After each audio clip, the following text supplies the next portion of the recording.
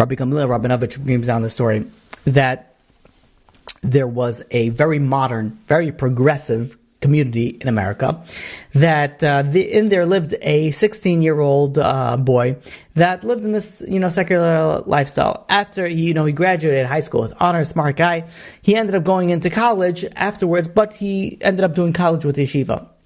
He came home for Rosh Hashanah, and he decided that he's going to spend some time with his family. And he realized that he forgot to buy a machzor for the Rosh Hashanah prayers. And it was too late. All the Sfarim stores in that area was closed down. So he calls the community rabbi. He says, maybe you have an extra machzor lying around that I could use. And the rabbi looks into his Sfarim, his library, and he says, yeah, I happen to find a really old machzor. You could use it. His family recently got new machzor. Says, we don't need this one. So they give him this old machzor, and this is what he's praying for. He's praying with. During the break of Rosh Hashanah prayers, he goes and he started leafing through this very old, ancient machzor. And he sees he found an empty page at the end of the machzor. And right after that, there was a page that's written that it says a drasha, a speech before Tekiyos, before the blowing of the shofar. And it's written by Rabbi Yoel Teitelbaum. And, he's starting to read it. Rabbi Yoel Teitelbaum was a Satmar Rav. And this is when he lived in Hungary. He gave a speech about 80 years ago. And now this boy found this piece of paper, and he's thinking, he says, wait a minute. He says, who knows if even the Satmar Hasidim even know about this? He says he's reading now, and he started to study a speech that was given 80 years prior. He thought he's going to be reading about Rosh Hashanah. He's going to be reading about blowing of the shofar, reading about maybe tshuva, connecting to God. And he sees the majority of the speech is barely focused on shofar. All that the rabbi is focusing on is that during that time there was a terrible breach, that woman in modesty, that woman began walking around in public with her hair uncovered, and that's what the whole speech was about. It quotes a whole bunch of sources. The Gemara in Brachos, page 24a, speaks that a woman's hair is uncovered as considered an erva, and then he mentions the Zohar, that any woman that makes light of this is cursed. It goes on and on. The Shulchan Aruch goes on, says that if a woman's hair is uncovered, no one's allowed to make a blessing in front of this woman. He discusses at length this topic. After, this boy reads throughout all of this speech, he has this energy, this zealous spirit, boils up inside of him. He lives in a very modern community. He goes home, goes to his mother, and he says, listen, he says, you're not, you don't cover your hair? He says, I'm not sitting with you in the Yom Tov table. She's like, what are you talking about? She's like, and he starts explaining to her. Just learned from the Satmar Rebbe all the things that, the halachas. He says, you're sitting over here with your hair uncovered. I can't make a blessing with you. He gives all the curses, a whole bunch of terrible things. He says, I'm not going to sit with somebody whose hair is uncovered. So it's straight out halacha.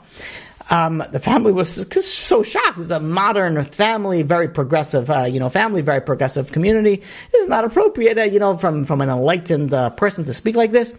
They tried to convince him, this is not accepted. The women of their town all dress a certain way. They dress just like everybody else. We're all very fine people. We're all good people. We're good Jews. Okay, so we don't dress like, in the olden days. But this boy, he said very firmly, he says, what do you mean? He says, the law is a law. He says, so they decide that they're going to bring him to the rabbi. They can bring him to the rabbi, let the rabbi talk some sense into him. They bring him to the rabbi, who himself was very progressive. His wife wasn't so particular in these, in the laws of modesty as well. So the rabbi, very eloquently, very persuasive, very good speaker, goes and explains to him, listen, this is the days of the olden days. We're in the new era. This is very different. It's still okay. Don't worry about it. Blah, blah, blah. Gives him the whole spiel. But this boy was a smart boy. He says, listen, the Torah doesn't change. The law is the law. The law says you have to cover the hair. The law says all these are the laws. I can't make a blessing. I can't, and he refused. As much as the rabbi convinced him, don't worry about it. Your mother, if she's not modest, it's okay. Don't worry about it. He would not budge. The rabbi goes over to the parents and says, listen, I tried. He's not budging. What could I do? So the mother said, listen, I'm not going to, I want my son, to spend the time together with me. I want my son to go and spend the meals together with us. Okay, so I'll cover my hair. She goes and she covers her hair. Her sister, the mother's sister, prays in the same synagogue. She sees, the next day, she's coming with hair covering. She says, well, what's up with this? Like, where are you going? She tells her the whole story. She says, my son, he saw this, he saw the paper, he got all this, we brought to the rabbi, it didn't work out. So the sister, after the whole story, the sister was inspired. She says, if that's really the case, I'm going to also cover my hair. So you're not going to be the only one in the community. I'll also cover my hair. And she started covering her hair. And making a long story short, it ended up, after a short period of time, the entire community started covering their hair. All the women over here. This is the power of Torah. This is something so amazing. You think about it. The Satmar Rebbe spoke about something 80 years prior, that again, in Hungary, during the war, pre-war, like what was the modesty lacking during those times? Like what were already okay, maybe there was a reason that he actually obviously spoke about it, but we didn't realize that his speech came into effect that an entire community 80 years later changed and covered their hair. That is the power of Torah. That is the power that has the power to affect 80 years later. And this is something so important, whether you're dealing with speakers, whether with writers.